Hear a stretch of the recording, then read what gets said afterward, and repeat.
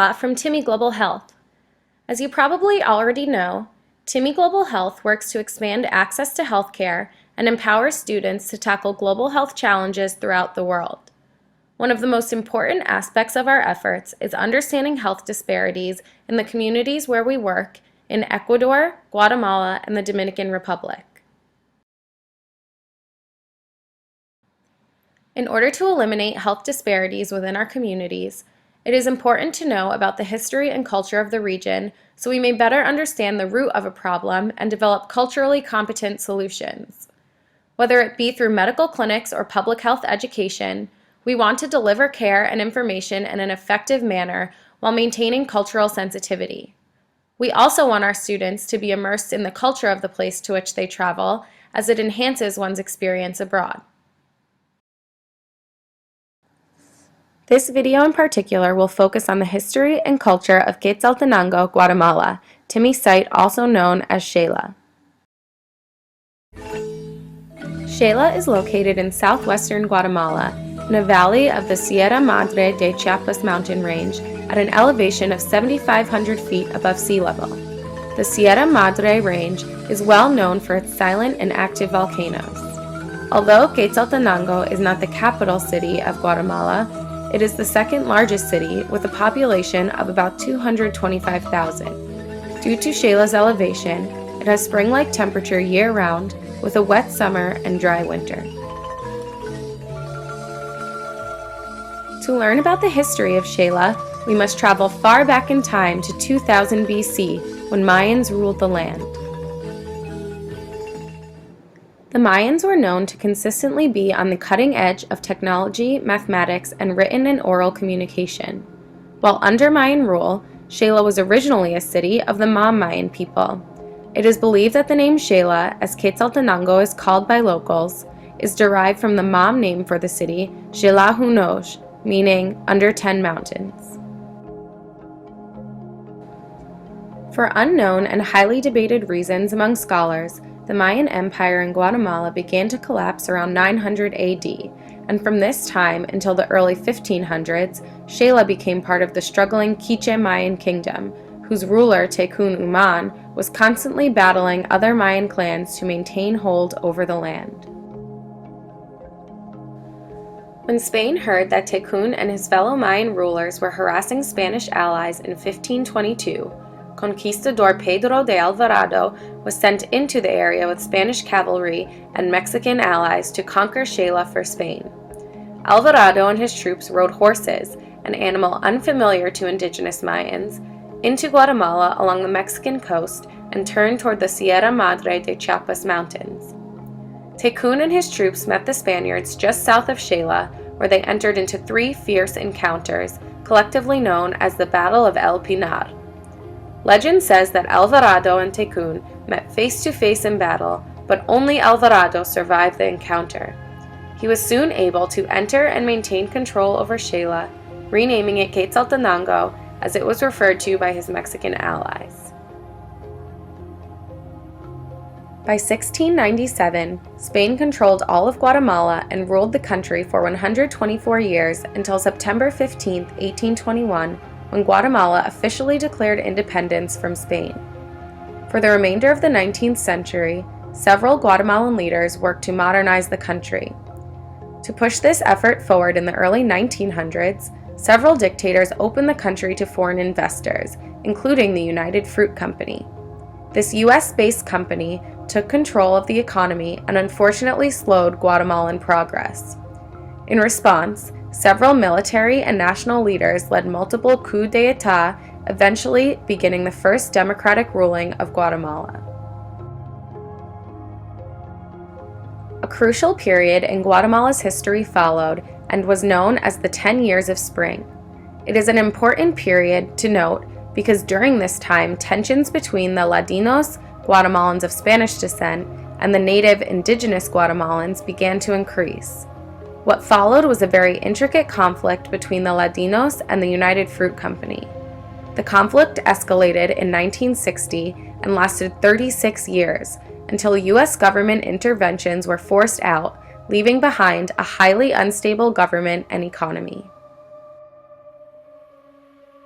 Democracy once again took root in Guatemala in the 1990s, but ramifications of the 36-year civil war are still very much felt and visible today. As tensions between Guatemalans of Spanish descent, called mestizos, and indigenous populations persist. This tension also perpetuates the country's large gap between the rich and the poor. The rich largely live in Guatemala City and control the country's government and wealth.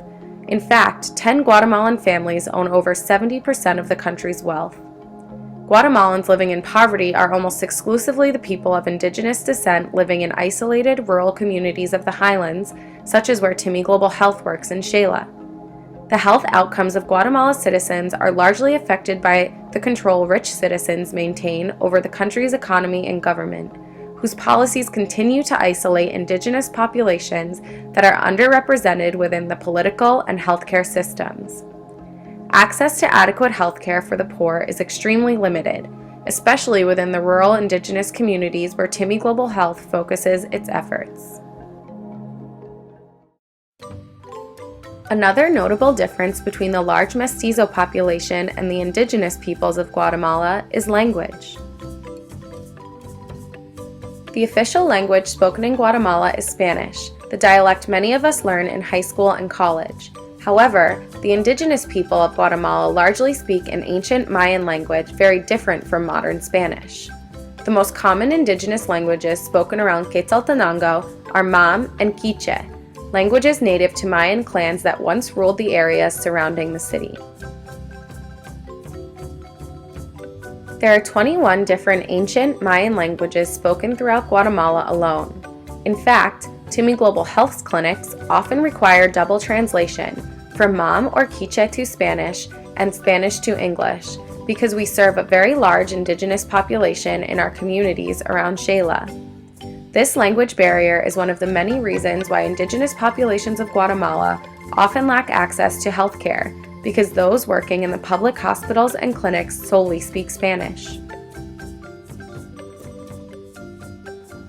The Guatemalan diet is based heavily on corn, beans, and potatoes.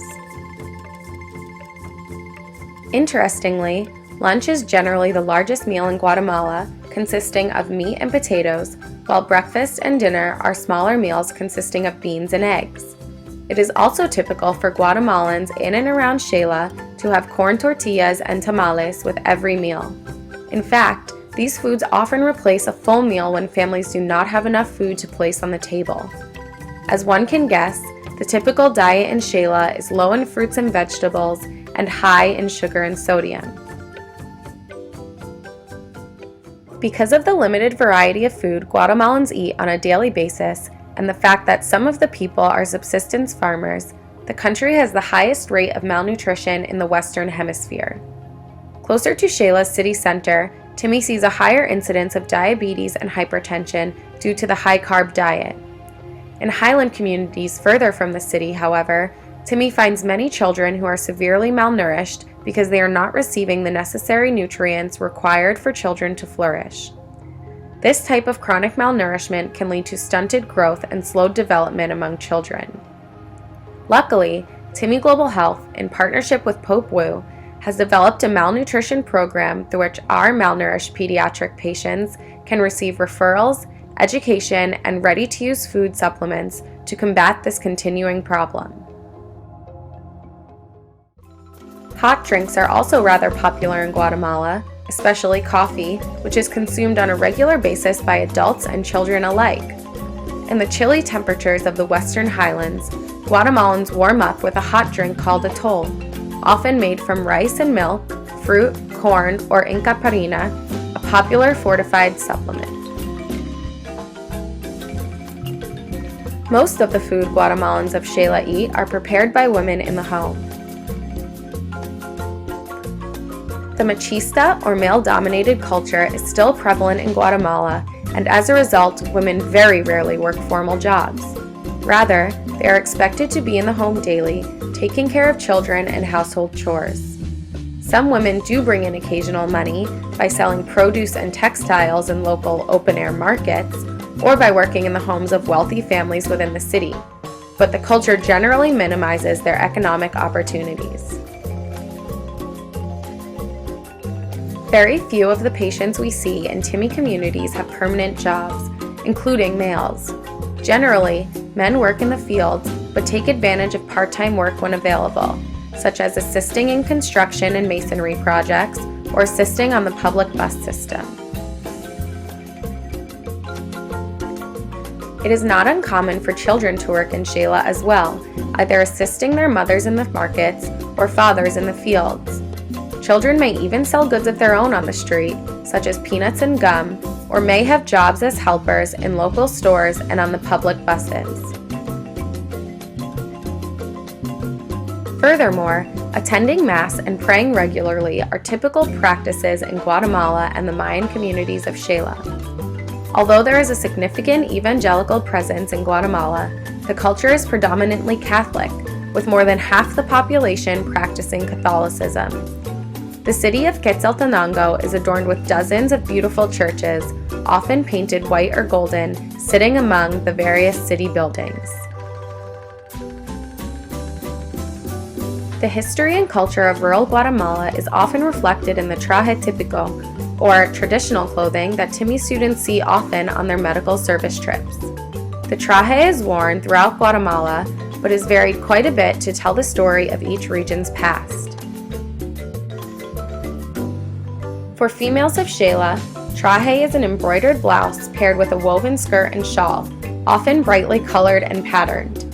Many indigenous women only ever wear the traje típico, while others choose to wear the traje only on special occasions. It is not uncommon to see some women mixing Western clothing with pieces of traje clothing as well. Men typically garner modern clothes, as the custom changed decades ago when more men began entering the cities for work and wanted to avoid discrimination based on their traditional indigenous wear. However, in some of the highland communities Timmy visits, many of the older men still wear the traditional traje dress.